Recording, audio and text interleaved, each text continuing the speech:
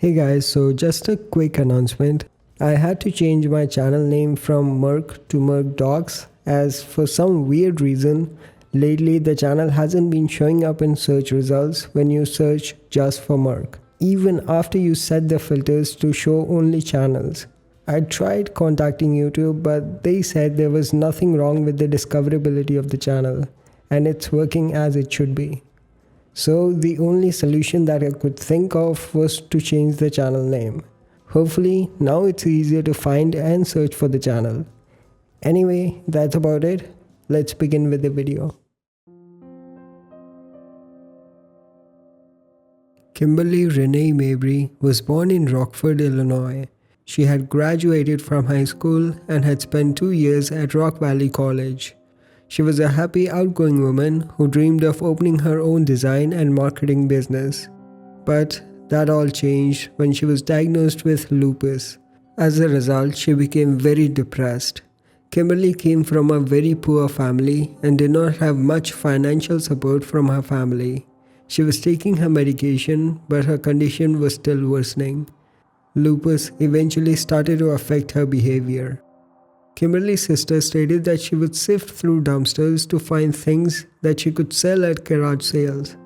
Due to her condition, Kimberly lost custody of her son, who was placed in a custody of a family she had known from church. After her son was taken away, her life spiraled out of control. She started doing cocaine and started doing whatever she could to make ends meet, which included exotic dancing and possibly prostitution. She would disappear for weeks at a time without contacting her family. In sometime September of 1994, Kimberly would disappear. Kimberly was last seen on September 1st, 1994. As Kimberly had a habit of disappearing for months without contacting her family, she wasn't reported missing until 3 weeks had passed. Police did initial investigation, but her case would grow cold pretty soon. Kimberly's sister, Robin Childers, distributed posters in and around Rockford. The family was very poor and did not have the resources to keep the search going. Then, around 6 p.m. on Friday evening on April 14, 1995, three 17-year-old boys were walking the banks of Little Spring Creek when they noticed what appeared to be a leg caught in a log jam in the shallows under the bridge at Yorktown Road. At first, the boys thought it was a mannequin. However, a closer inspection revealed it was a severed human leg. They immediately notified the police. The police searched around the area and found a severed arm a little downstream. A female torso with the other attached arm was found about a half a mile away, stuffed in a black garbage bag. 3 days later, the victim's severed head would be found inside a plastic bag, which was weighted down by rocks in 4 feet of water. The dismembered remains were badly decomposed, and police believe she had been dead for more than a month or maybe even 6 months. The police believe the victim was killed somewhere else and was dumped here. An autopsy revealed the victim had an extensive dental work done, including a ceramic tooth. The coroner wasn't able to determine a cause of death due to the advanced state of decomposition.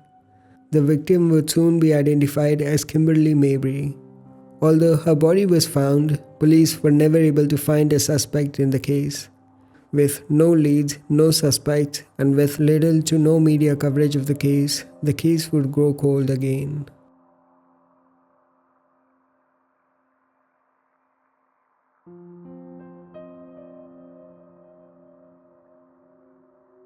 Anesha Duffy Murnane was a 38-year-old woman who lived in Main Street apartments in Homer, Alaska.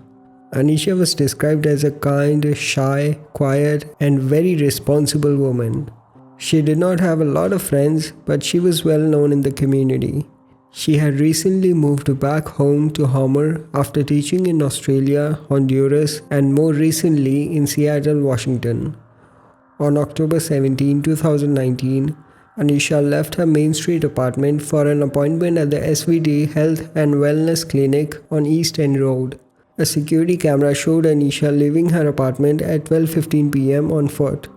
Her mother, Sarah Berg, said she had 1 p.m. appointment at the SVD Health and Wellness Clinic. The clinic was about a mile away from her apartment. She did not own or drive a vehicle and got around by walking. She never made it for her appointment. She was reported missing 2 days later on October 19, and a silver alert was issued for her. A silver alert is issued for an adult considered a vulnerable person.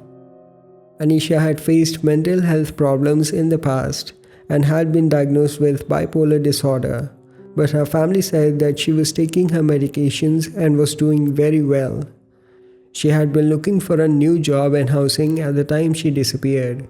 She had also planned to spend some time in Alamos, Mexico. Her family said she was positive about her future and there is no reason to believe she would have left on her own accord.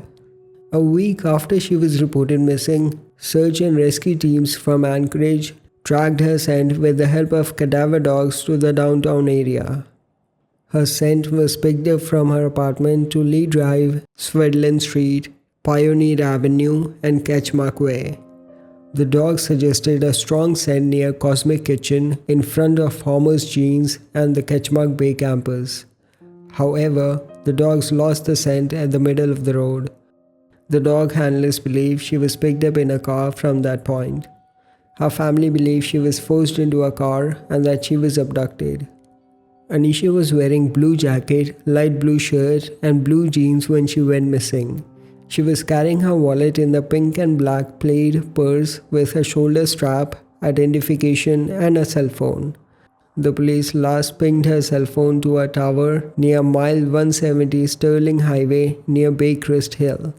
The area was thoroughly searched by the police but found no trace of her or her cell phone. Police and volunteers searched in and around Homer with the help of helicopters, drones with high-resolution camera photos.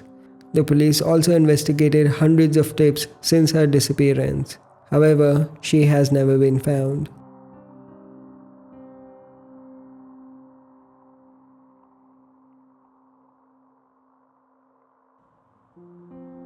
Alice Corbett was a 19-year-old woman who was born in Utica, New York. In early 1920s, Alice moved from her house in Utica to study at Smith College in Northampton, Massachusetts. On November 13, 1925, Alice left her room in the Clark House dormitory and would never return. When she did not return later that day, her friends entered her room and found a note. The note was written by Alice to her mother, and college officials reported it contained the lines, "Mother, I'm going home." Based on the contents of the note, the warden believed Alice had written it in a confused state of mind. Alice was reported missing and her parents were contacted. Alice was wearing a dark dress and a hat with a yellow raincoat over it when she went missing. Police, college staff, and students searched the entire campus but couldn't find any sign of her. Her father took the note to a physician who stated that Alice probably was suffering from mental illness during her disappearance. Police also found letters exchanged between Alice and her boyfriend Thomas Sterling, who was a student at a nearby Amherst college. The letters indicated both had recently had a fight. Thomas was questioned and he reported that Alice had asked him to buy her poison a week before her disappearance, and that he had refused her request.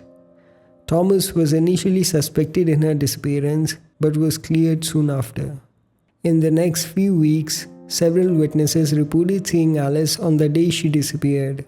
A druggist reported to have seen her on November 13. She had asked him about the local trolley schedule. However, trolley crew stated they hadn't seen anyone resembling Alice riding the trolley that day. A few witnesses reported to have seen a woman resembling Alice who was wearing a yellow raincoat in East Hampton and Westfield, Massachusetts. A witness claimed to have seen her hiking in the area of Mount Tom. Police searched the area, but no sign of her could be found. On November 20, telephone linemen reported to have been approached by a young woman resembling Alice who had demanded food at a gunpoint while they were working on Whiting Peak near Mount Tom. They gave her some sandwiches and she then left and disappeared into the woods. In early December 13, a resident reported seeing a girl wearing yellow raincoat walking down an embankment toward Connecticut River, Hadley, Massachusetts.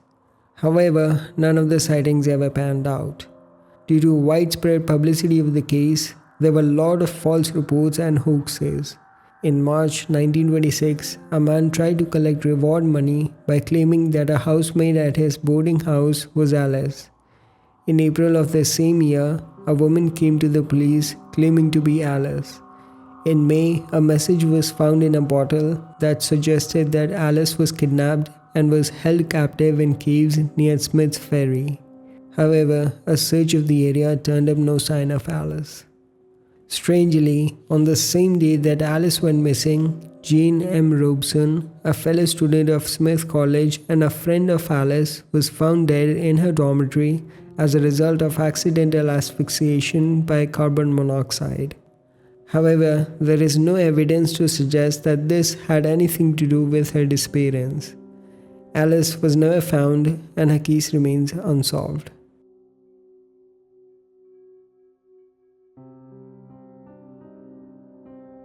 Heather Kullorn was a 12-year-old girl who studied at Blow Middle School in St. Louis, Missouri. In July of 1999, she was staying with friends of her family, Dana Madden and Christopher Herbert. She had been babysitting their 2-month-old baby and had been staying at their house at 1600 block of Yale Avenue in Richmond Heights, Missouri for about a week. On July 15, Dana was working night shift at a local convenience store and Christopher wasn't home.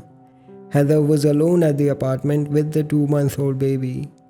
Heather would disappear from the apartment that night.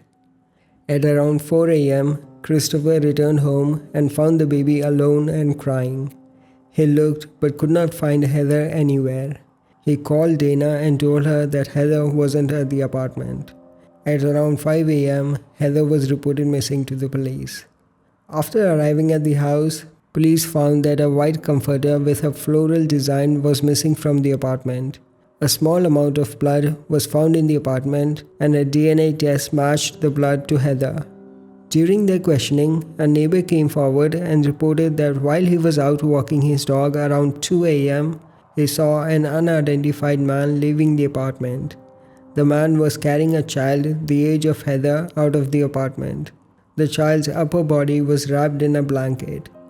Unfortunately, the neighbor wasn't able to give a description of the kidnapper as he had a poor eyesight and wasn't wearing his eyeglasses at the time.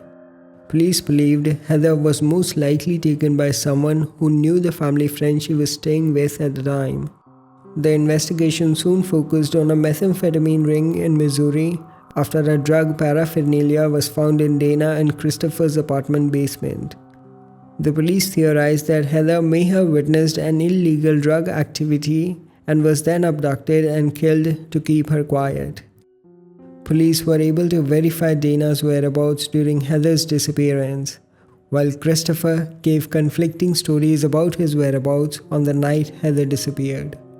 9 months after Heather disappeared, in April of 2000, Heather's mother, Christine Kullorn, was arrested after she had a verbal confrontation with Dana at her workplace. Christine believes Dana and Christopher know more about Heather's disappearance than they are letting on. Police have considered multiple suspects in Heather's disappearance, but so far no one has been charged. Heather was diagnosed with type 1 diabetes and without an insulin, she would not have survived long. Foul play is suspected in her disappearance and her case remains unsolved.